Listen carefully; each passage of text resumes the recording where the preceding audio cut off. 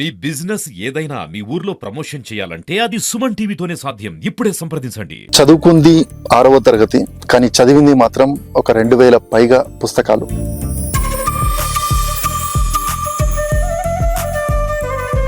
తాను పుస్తకాల పురుగు అని కూడా చెప్పుకోవచ్చు. తాను పుట్టినప్పటి నుండి 6వ తరగతి వరకు చదువుకున్నాడు. 6వ తరగతి చదివిన తర్వాత డబ్బులు లేక తాను రిక్షా తొక్కి వివిధ రాష్ట్రాలు తిరిగి అక్కడ పని చేసి అప్పటి నుండి తాను సంపాదించిన డబ్బులతో పుస్తకాలను కొనుక్కొని చదువుకునేవాడు. ఆ చదువుకున్న వ్యక్తి పేరే అగ్గిరాములు. అగ్గిరాములు అనే పేరు కూడా వాళ్ళ పుట్టింటి వాళ్ళు పెట్టిన పేరు కూడా. అగ్గిరాములు అనేది ఎందుకు పెట్టారంటే, తాను పుట్టినప్పుడు అగ్గిరాముడు అనే సినిమా రిలీజ్ అయిందంట. ఆ రిలీజ్ అయినప్పుడు ఆ పేరు బాగుంది అని చెప్పేసి వాళ్ళ తల్లిదండ్రులు తనకి అగ్గిరాముడు అనే పేరు పెట్టారు. నమస్తే అండి, మీరు ఇప్పుడు చదువుకుంది మాత్రం 6వ తరగతి. దాదాపుగా మీ ఏజ్ లో ఉన్న వాళ్ళు 6వ తరగతి చదువుకున్న వాళ్ళు కూడా ఊర్లో వ్యవసాయం చేసుకుంటూ ఉంటారు. పుస్తకాలు చదవడం అనేది చాలా తక్కువ, అరదు. కానీ మీరు ఈ పుస్తకాలు చదవాలనే ఆలోచన ఎందుకు వచ్చింది? నేను ఫస్ట్ ఈ భాగవతంలో ఆడుతుంటే కీర్తనలు చదువుతుంటే పోయేసారు. పుస్తకాలు కీర్తన చదువుతుంటే పోయి ఆ పుస్తకాల ధర మంచిగా అనిపించిందల్లా అప్పుడు కొనుక్కొచ్చి చదువుకుంటా మళ్ళా తెలంగాణ 69 తెలంగాణకి వెళ్ళేటప్పుడు కూడా పోయి అప్పటికి బొమ్మరెడ్డి ముఖ్యమంత్రిగా ఉన్నాడు. ఉండి చేసిన తర్వాత కొన్ని మళ్ళా వీటికి వచ్చినాక ఇక కొన్ని భాగవతం పుస్తకాలు ఇక్కడ పెట్టి మద్రాసుకి వెళ్ళిపోయినాక విశాలాంధ్ర పత్రికని చదివేశారు. ఆ విశాలాంధ్ర పత్రిక చదివినాకనే నాకు ఈ రాజకీయాలే ఎక్కువ అయింది. మంచి మళ్ళీ అక్కడ దావిడగలగని పెరియార్ రామస్వామి నాయకుడు ఉండే ఆయన మీటింగ్లు బాగా పోయేది. ఆ మీటింగ్లు చూసినాక ఇంకా ఈ రాజకీయ పిచ్చి నేను పోతారు అన్నదార చనిపోయిండు. కరుణానిధి ముఖ్యమంత్రి ఉండి తర్వాత ఇక పెరియారు దావిడగలగని పార్టీ ఆపించి ఆయన మీటింగ్ లో పోయి చూసుకుంటా ఈ విశాలాంధ్ర చదివి విశాలాంధ్ర అయినా బేవాడి నుంచి తెప్పించేది 10-12 రూపాయలు. అప్పుడు నేను ఫస్ట్ పేపర్ చదివిన 18 పైసలు అండి.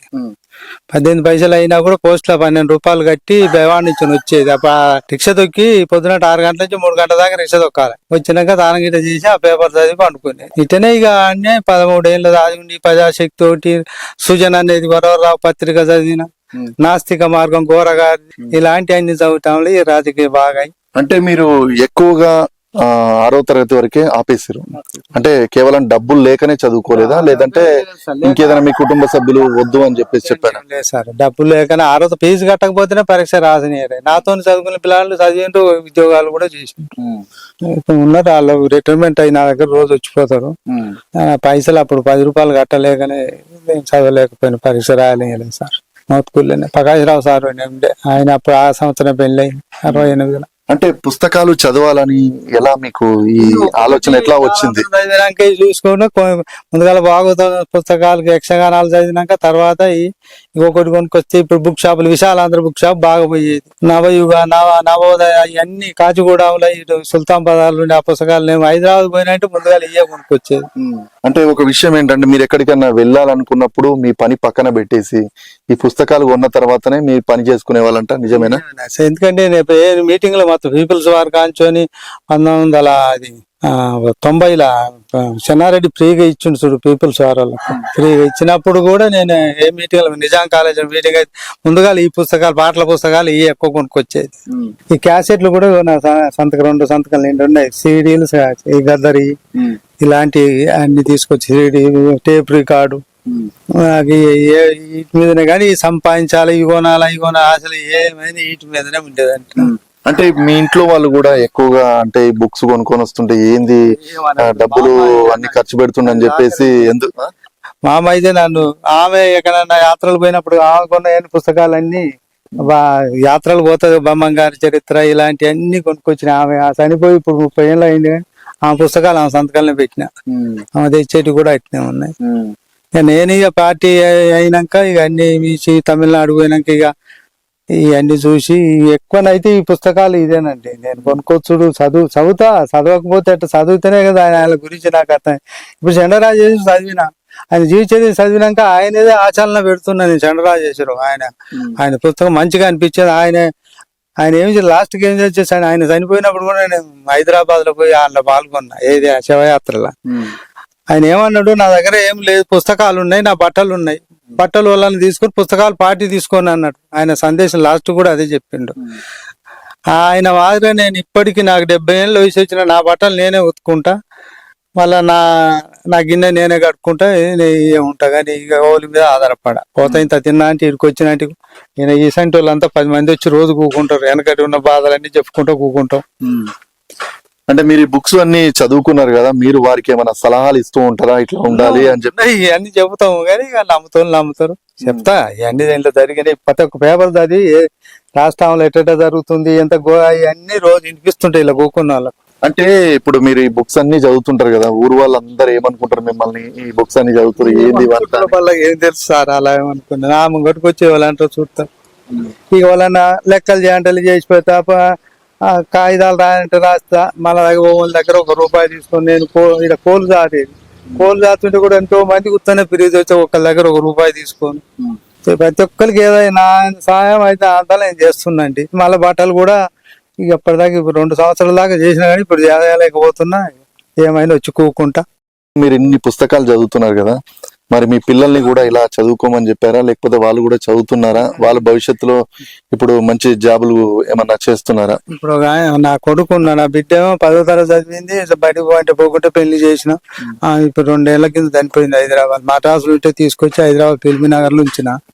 బీపీ ఎక్కువై చనిపోయింది ఒక బిడ్డ. ఆ కొడుకు మంచిగానే చదువుకుంటూ ఉస్మానియా హాస్పిటల్ ఉస్మానియా కాలేజీలో ఇవన్నిట్లో చదివిండాడు. ఎంఏ పీజీ ఏమో చేసిండు. చేసిన తర్వాత ఇప్పుడు గ్రామ కార్యదర్శికి రాసిండు. ఇప్పుడు 10 ఏళ్ళ చేయబట్టి 2014 అయింది. ఇది అటగురు మండలాలు పనిచేస్తారు. అంటే మీరు ఎక్కువగా స్వాతంత్రం సంబంధించిన లేదంటే అప్పట్లో కవితలకు సంబంధించినటువంటి రచయితల పుస్తకాలు ఎక్కువగా మీ దగ్గర కనిపిస్తున్నాయి. అప్పటి చరిత్రను 10 మందికి తెలియాలనే ఉద్దేశంతో మీరు చేస్తున్నారు. గురించే కానండి నేను ఇప్పుడు ఇవన్నీ సేకరించినాక కూడా గ్రంథాలయాలకు ఇచ్చి వచ్చే తరానికి కావాలని, లేకపోతే అవన్నీ నేను లామినేషన్లు ఎందుకు చేపిస్తా సార్? ఒక్కొక్కటి ఎంత ₹8 పెట్టి చేపిస్తున్నా. చేపించి ఇప్పుడు మనం పోయినా మన వచ్చే తరం అన్న ఇటు చదవాలని ఇవన్నీ సేకరించేది. దాన్ని భద్రంగా పరిచి ఫస్ట్ పోయి చెక్క సంతకాలు పెట్టి అది చెదలు పడుతున్నాయి రేగు సంతలు కొనుక్కొచ్చి ఇప్పుడు బీరోలలో పెట్టి రేపు నాకు ఏదైతే సాత కాదో మంచి ఏ కమ్యూనిస్ట్ పార్టీ కమ్యూనిస్ట్ వాళ్ళకి ఏ చదువుతోళ్ళకి అయ్యాలనే సేకరిస్తున్నట్టు. ఇప్పుడు ఇంకా బీరువాలు అవన్నీ ఉన్నాయి. ఇక నాకు చూసిందంటే దాని పేపర్లో కూడా మంచిగా ఉన్నదాన్ని కట్ చేస్తూనే ఉంటాయి ఎప్పటి రోజు. ఏమేమో అనుకుంటారు కానీ ఎవరేమనుకున్నా నేను చేసుకుంటూ పోతాను. అంటే మీరు ఇట్లా ఖర్చు పెడుతుంటారు కదా, బుక్కులకే ₹1000 ఖర్చు పెడుతున్నారు కదా, అంటే ఇవన్నిటికి మీ ఇంట్లో ఇప్పుడు మీ అబ్బాయి గాని వీళ్ళంతా సపోర్ట్ చేస్తుంటారా? ఎవ్వరు నన్ను అనరు ఇంతవరకు అయితే అనలే. నేను వాళ్ళని అడుగుతలేను కదా సార్, నేను సంపాదించుకొని నేను చేస్తున్నా కదా. వాళ్ళు ఏమన్నా అడుగుతుంటే గీటికి ఆటికి ఎందుకు అందరు కానీ నేనే అట్లా ఏదన్నా కోసి కూడా పెట్టుకొని పోయి కొనుక్కుంటా. నేను ఎప్పుడైనా ఎన్టీఆర్ స్టేడియంలో పోయి అప్పుడు సంవత్సరం 7 కూడా కొనుక్కోమన్నా. అదే డిసెంబర్లో అవుతాయి కదా, అప్పుడు పోతా తప్పకుండా. మన కూడా పోయి ఇచ్చి కొనుక్కొని వచ్చిన. మీరు కూడా ఈ ఊర్లో అంటే ఏదైనా ఎవరి రూపాయి తినరు, మీ రూపాయి మాత్రం ఈ పుస్తకాలకు పెట్టుకుంటాము. పెన్షన్ గానీ ఏమైనా అట్లాంటివి వస్తున్నాయా? నాకు పెన్షన్ లేదు సార్. ఇక నన్ను మామూలుకి ఉద్యోగం ఉందని పెన్షన్ లేదు. నేను ఇన్ని ఓట్లు మా ఇంటికాడ పెడితే కానీ ఓటుకు అయితే అమ్ముకోలేదు. వేసేది అదే పీపుల్స్ వార్లో పోయి కూడా ఓట్లు ఎందుకు అనుకున్నా. తర్వాత కమ్యూనిస్ట్ పార్టీలో ఉండి కూడా ఓట్లు నేను మద్రాసు రిక్ష దొక్కుంటూ వచ్చి కూడా గురయాది రెడ్డి 78లో ఉన్నప్పుడు కూడా ఓటు వేసిపోయాను మద్రాసు. ఎప్పటికైనా నేను ఓటు ₹1 ఇయ్యాను. నాకు నచ్చిన ఆయనకు నేను వేస్తా, అభ్యర్థి మంచిగా నచ్చితే. కానీ ఓటు కాదు పైసలు పెట్టి కమ్మను. మనం చెప్పేదాన్ని ఆచరణలు ఉండాలి కదా సార్. ఇప్పుడు ఇన్ని చదువుతున్నప్పుడు కూడా ఆచరణ లేకపోతే చదివి ఏమిటి అర్థం? ఇప్పుడు ఇన్ని పుస్తకాలు చదివారు కదా, ఇప్పుడు భవిష్యత్తులో పిల్లలు ఇన్ని పుస్తకాలు కూడా చదవలేరు, కానీ భవిష్యత్తు తరాలకు మీరు ఏమని చెప్తారు? ఏం చేయమంటారు? బుక్కులు చదవమంటారా వద్దంటారా? బుక్కులు చదవాలి సార్. సమాజం చదవకపోతే ఏం లాభం? మామూలుగా రోజు డ్రగ్స్ అట, గంజాయి అట. 10వ తరగతి చదువుతుంటూ ట్రాక్టర్లు తోలుకుంటూ గంజాయి డ్రగ్స్ అలవాటు జీవితాలు ఆగం చేసుకుంటుంటారు. ఇదే సాహిత్యాన్ని ఇలాంటి చదివితే సమాజం అప్పుడు జరిగింది, ఇప్పుడు జరగబోతుంది, రేపు జరగబోయేది అన్ని తెలుస్తాయి కదా సార్. ఇప్పుడు ఆ తరం అట్లా పోకుండా ఈ వచ్చిరాని సెల్లులో ఒకటి వచ్చి వచ్చి అంతా ఆగం అయిపోతుంది. ఎవరు విడంగా పోతుంటే చూస్తా ఉంటే ఎంతమంది పోరాడు. మనం ఇట్లాంటి మార్పు అనేది రావాలి సార్. రావద్ది ఎలా చెప్పుకుంటే ఇప్పుడు పుస్తకాలు ఇప్పుడు దొడ్డి కొమరయ్యేది, సాకల ఐలమ్మది, డాక్టర్ రామచంద్ర రెడ్డి మా ఊరు కూడా వచ్చింది. ఆయన ఎన్నికల ఓట్ల గురించి ఉన్నప్పుడు కూడా మాకు కూడా చెప్పిండు. డాక్టర్ రామచంద్ర రెడ్డి కలిసింది. దొడ్డ నర్సయ్య హుజూర్ నగర్ పైన ఆయన సిపిఐలో మంచి లీడర్ ఉండే. నల్ల నరసింహులు చూడలే కానీ ఆయన కడండి. ఇలాంటి మానవులు మంచిగా ఆచరణ చూపెట్టిండ్రు, మంచిగా చేసిండ్రు. మనం అట్లా ఉంటేనే ఇప్పుడు వాళ్ళు చనిపోయినా కూడా వాళ్ళని ఎందుకు మనం తలుస్తున్నాం? మంచితనం చేస్తేనే కదండి. ఈ దొడ్డి కొమరయ్య మామూలుగానే ఉన్నాడు అన్నాడు. ఆ ఇసునూరు బాబు ద్వారా, ఇసునూరు రామచంద్ర రెడ్డి కొడుకు బాబు ద్వారా అంటాడు. ఆయన చరిత్ర కూడా జనగాం రైల్వే స్టేషన్ చంపి రైలు పట్టాల మీద లమ్మటో లంబాయి అంత కిరాతంగా ఉంటే కిరాతంగానే చనిపోయింది కదా సార్. చాకల ఇలమ్మ కూడా నేను విగ్రహం ఓపెన్ అయినప్పుడు వాళ్ళ కుర్తి కూడా పోయి వచ్చిన. ఉన్నది ఆచరణ పెట్టింది ఆమె చరిత్ర. వాళ్ళ కుటుంబం అంతా ఆగమైన ఇసునూరు ద్వారా రామచంద్రారెడ్డి నైజాంరావు తర్వాత ఆయన అన్నట్టు పెద్ద ఆడ అట్లాంటి కూడా ఎదుర్కొన్నది ఆమె ఐలమ్మ గారు. అగ్గిరాములు గారు పుస్తకాలు చదవడమే కాదు, తాను 1969లో ఉన్నటువంటి తెలంగాణ ఉద్యమంలో కూడా పాల్గొన్నటువంటి వ్యక్తి అంట. ఒకసారి ఆ ఉద్యమంలో ఎలా పాల్గొన్నారో ఏంటి అనేది ఒకసారి తెలుసుకుందాం. నేను అప్పుడు 1968లో 9వ తరగతి అయిపోయినాక 69లో తెలంగాణ గలాట వచ్చింది. వచ్చినప్పుడు ఇక ఈ ఊళ్ళో అంతా ఇక తెలంగాణ కావాలని చదువుకున్న వాళ్ళు అంతా ఉంటే వాళ్ళతో పాటు నేను కూడా పోయి అప్పుడు శివయాత్రలు చేస్తున్నప్పుడు నన్ను కుండ పట్టుకొని ఆ బొమ్మాంతరి ముఖ్యమంత్రి అప్పుడు అయితేనే నన్ను ఆ శివయాత్రలో ఊరంతా తిప్పిండ్రు. దాన్ని అయిపోయినాక కూడా మళ్ళీ తర్వాత కొన్ని రోజులు ఇక అంతలే ఇక ఆంధ్ర గలాట వచ్చే తెలంగాణ పోగానే చెన్నారెడ్డి ఏదో ఉత్తర ప్రదేశ్ గవర్నర్ వెళ్ళిపోగానే ఉద్యమం దెబ్బతినే కదా. ఎంతోమంది అప్పటికే 300 మంది పైన చచ్చిపోయింది యువకులు. చనిపోయిన తర్వాత ఇది అయిపోయినాక తర్వాత ఉన్నాక మళ్ళా ఇప్పుడు కదా మన కేసీఆర్ నాయకత్వం. కానీ అప్పుడు ఆ ఉద్యమం అనేది నీరుగారిపోయింది. మళ్ళీ కేసీఆర్ వచ్చిన తర్వాత తెలంగాణ ఉద్యమం అనేది వేడెక్కింది. తెలంగాణ రాష్ట్రం సపరేట్ గా వస్తుందని అనుకున్నారా?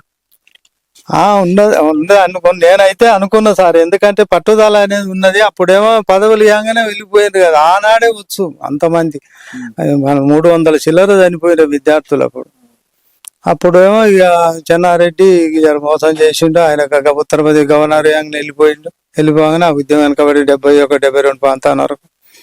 అప్పుడు అంత తెలంగాణ అప్పుడు నాకు ఓటే రాలేదు కానీ తెలంగాణ ప్రజాసమితి అని ఉంటేనండి ఇక్కడ పోటీ చేస్తే పార గుర్తు మేము గోడలకు రాసేది.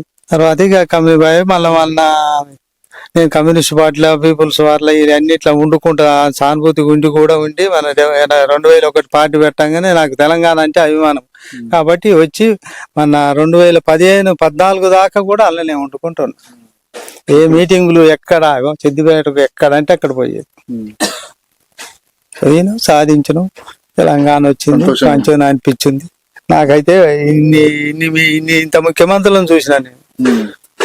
ఏది మన బొమ్మాంతర్ రెడ్డి కాంచి నాకు తెలివి వచ్చినాక బొమ్మాంతర్ రెడ్డి, పివి నరసింహారావు, ఎంగళరావు, మళ్ళీ పోతే భవన వెంకటరావు ఇలా అంతా చూసుకుంటూ వచ్చి లాస్ట్కి వచ్చినాం. కానీ ఈ ప్రభుత్వం అయితే మంచిగా అనిపించే పట్టుకుంటున్నారు సార్. ఇక మీకు ఎట్నో కానీ నాకైతే మంచిగా అనిపించింది.